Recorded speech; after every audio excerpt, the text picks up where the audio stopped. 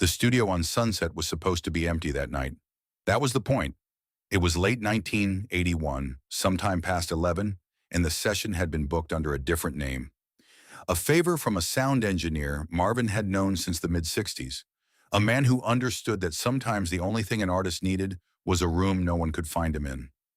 The hallway outside smelled like stale coffee and cigarette smoke. Inside, the board glowed in the dark. Faders pushed to zero, nothing recording, nobody waiting for anything.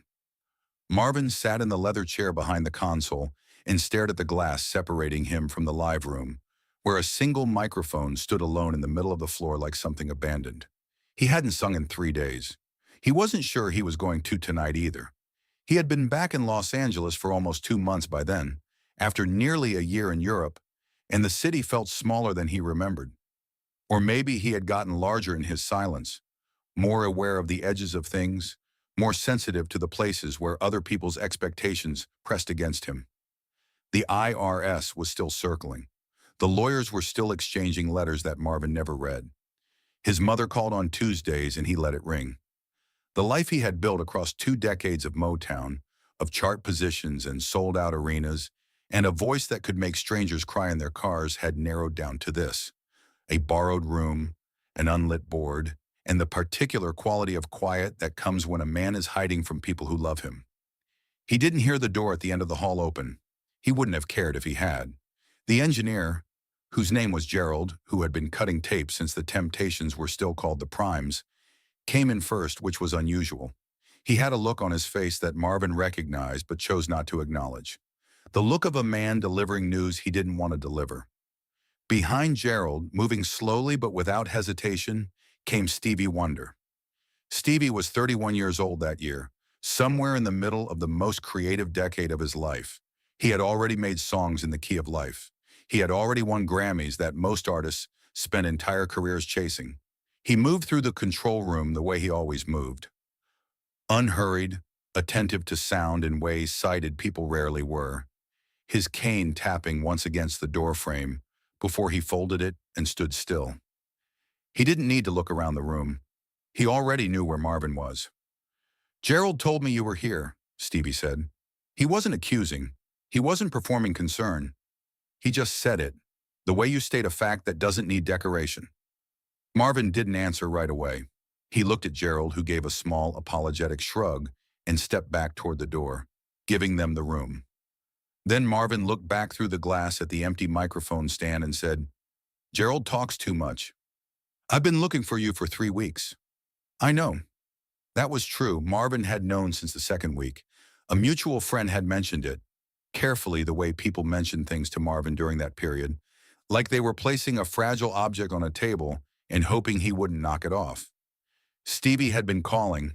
Stevie had gone by the house on Gramercy. Stevie had left messages with people who passed them along in person because Marvin's answering machine had been full since October and he hadn't emptied it.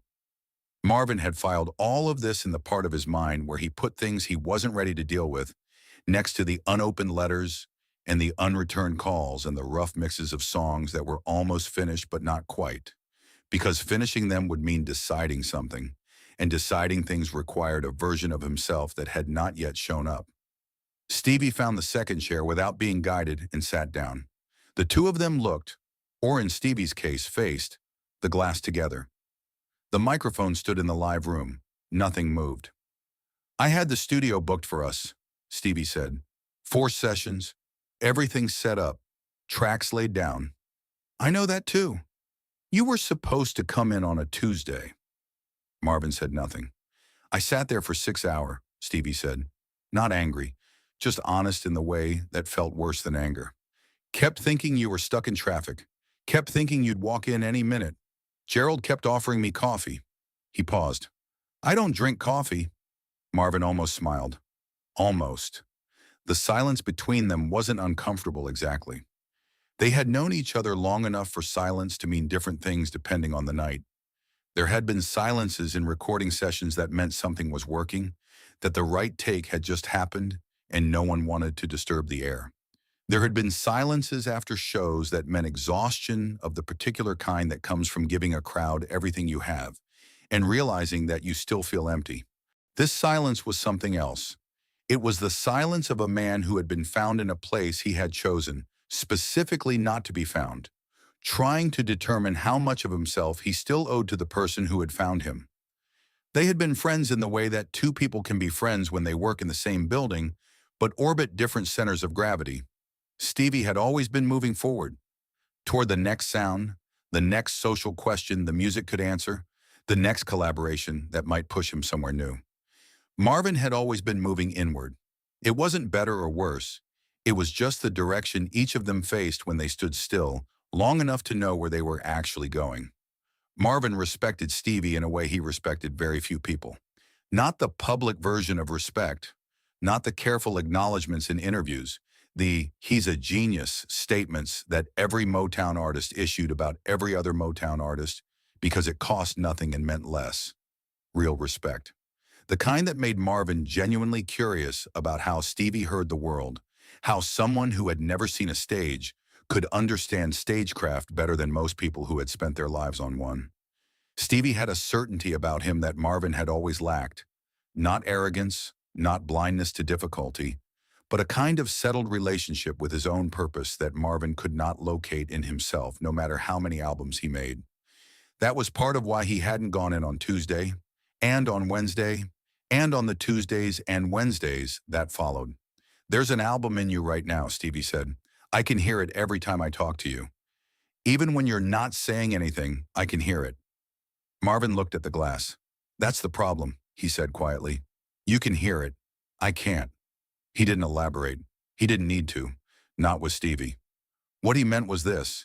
Somewhere in the last 18 months, between Europe and the IRS, and the particular grinding weight of a life that had started to feel like a contract he hadn't read before signing, the internal sound had gone quiet. Not silent. Marvin wasn't delusional.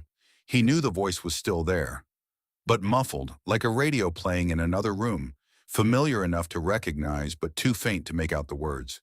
And the terrifying thing wasn't the muffling itself. The terrifying thing was how much easier everything had become once it happened. How much quieter. How the absence of that sound, which had driven him and tormented him and pulled him out of bed at 3 in the morning to sit at a piano he could barely play and try to catch whatever was moving through him before it passed. How its quiet had started to feel like relief. Stevie was still facing the glass. When he spoke again, his voice had shifted slightly. Lower, more careful. "What happened in Belgium, Marvin?" Marvin didn't answer that one. There were things about Belgium that he had not told anyone, and he had a feeling that not telling them was something he would continue doing for the rest of his life. Whether that life was long or short, whether he made another album or never set foot in a studio again. There were nights in Ostend that existed in a category by themselves. Nights when the ocean had seemed less like a thing to observe and more like an invitation.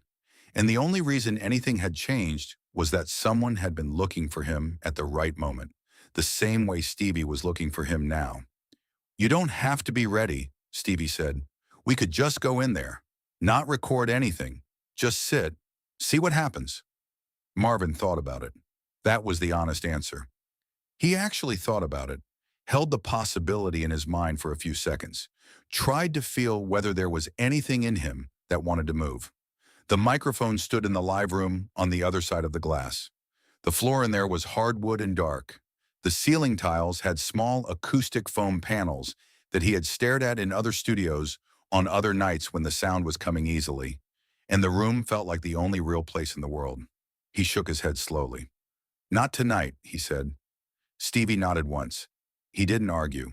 He didn't try to explain why Marvin was wrong or recite the list of reasons that existed for why a person with Marvin's voice and Marvin's history and Marvin's capacity had an obligation to keep going. He had made that argument before, privately, to himself. The way you construct arguments you plan to use, and then decide against at the last moment because the moment tells you something the argument doesn't account for. He stood up, unfolded his cane, and stood still for a beat. "I'll be in there," he said. "The session's booked until 3. You know where it is." He didn't say anything else. He didn't ask Marvin to promise. He didn't leave his number because Marvin already had it. He just walked back through the control room door and down the hall, and after a few seconds Marvin heard a different door open further away, and then close. The room was quiet again. The board glowed. The microphone stood in the live room exactly as it had for the last hour and a half, waiting for nothing and no one. Marvin sat in the leather chair for a long time. He didn't know how long. Gerald came back at some point and asked if he needed anything, and Marvin said no, and Gerald went back to wherever Gerald went. At some point, the fluorescent strip above the console flickered once and steadied. Outside, a car passed on Sunset. Marvin looked at the glass and the microphone and the dark hardwood floor, and he thought about Stevie sitting in another studio 3 blocks away, facing a console he couldn't see, waiting. He didn't go. He thought about going. That was the closest he came.